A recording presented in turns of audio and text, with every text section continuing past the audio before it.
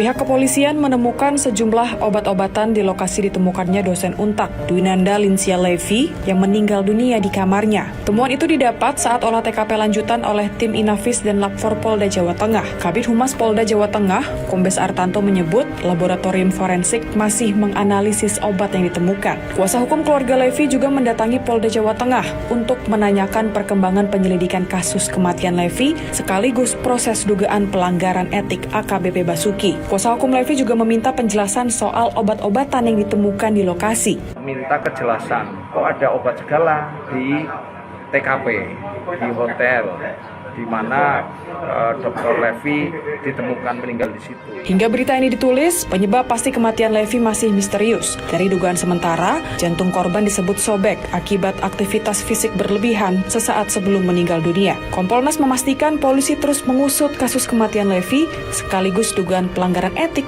AKBP Basuki secara maraton.